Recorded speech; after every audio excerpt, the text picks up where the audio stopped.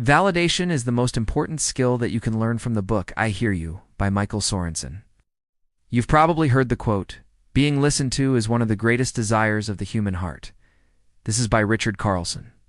It's actually the subtitle of his book, How to Really Listen to People and Change Their Minds. He says validation builds trust. When you listen to someone and then validate their feelings, they will feel heard and understood, and that builds trust. And it's also the title of Chapter 4 in I Hear You.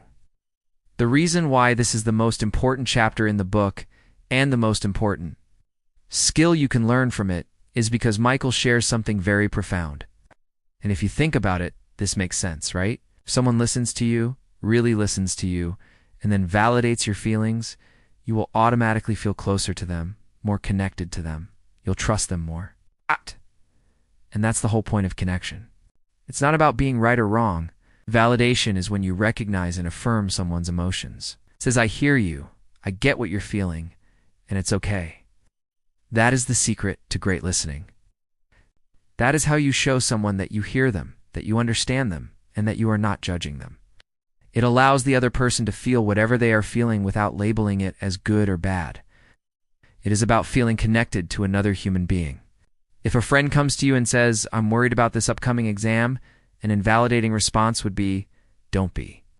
You will do great, I'm sure of it. A validating response, on the other hand, would sound something like this, I don't blame you. This is a hard class. With validation, we need to show the other person that we are connecting with the emotions they are feeling. Example, you seem upset?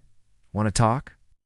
In fact, research has shown that the ability to validate the positive experiences of others can drastically improve connection and satisfaction in a relationship. Can show the other person that you are willing to listen with a simple invitation such as, you seem upset, what's up, or do you want to talk about it? Avoid unsolicited advice or minimizing. For example, an invalidating response might be, that is unfortunate, but you will get over it. Could be worse. If the other person wants validation and support, a simple, casual invitation like this is often all that is needed. When we say, I get that you are frustrated, but I do not think he meant to hurt you, we diminish the impact of the first half of the sentence. The validating part and all the other person hears is he did not mean to hurt you. Make an effort to replace the word but with the word, and you will be surprised at how it frees you up to speak candidly. Watch expressions, tone, and body language to understand emotions. This enhances validation.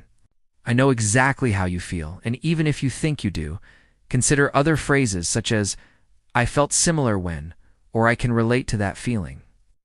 It also puts them at ease to realize that they can be vulnerable with us without facing judgment or pressure to fix the problem. Simply avoid using the word exactly, and you will be in a good spot.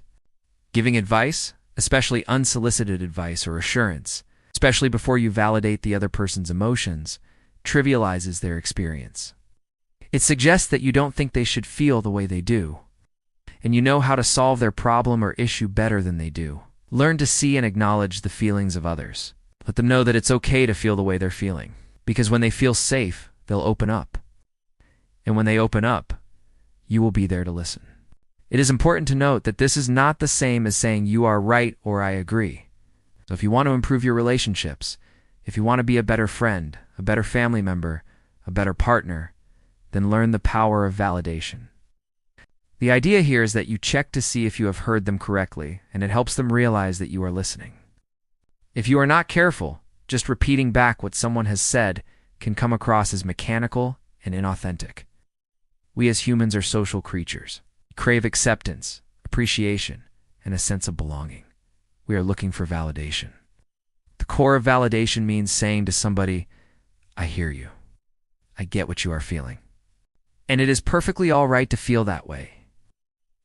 Effective validation has two components. 1, it identifies a specific emotion, and 2, it offers justification for feeling that emotion. Validation is just as beneficial in supporting positive emotions. Judging of emotions completely undermines a person.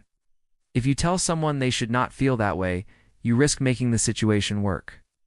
When you validate other people, you help them see and accept their emotions for what they are, just feelings, neither good nor bad. When you validate someone, you are essentially saying, I get why you are feeling the way you are. Sorensen's four-step method of validation includes the following. Step 1. Listen empathically. Step 2. Validate the emotion. Step 3. Offer advice and encouragement if requested. Step 4. Validate again. Step 1. Listen empathically. To do so, you must turn to empathy. Explore your ability to put yourself in someone else's shoes and actively engage in their story when they share it with you.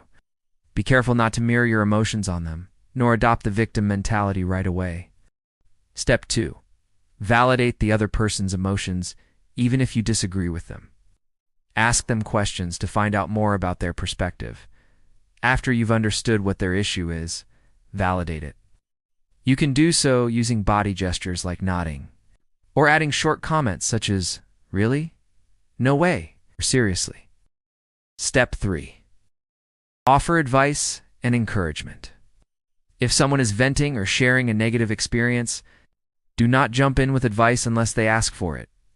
Avoid the urge to point out the silver lining, or how the situation could be worse. This is by far the most common mistake. If after trying encouragement, they still don't want to talk. Step 4. Validate again, closing the conversation with Step 4. Often this involves a simple repeat of earlier validation. It reminds them that even though there might have been some stuff said, you still get them and get their point. According to Michael Sorensen, the most important skill that you can learn from his book is validation. When you listen to someone and then validate their feelings, they feel heard and understood, and that builds trust.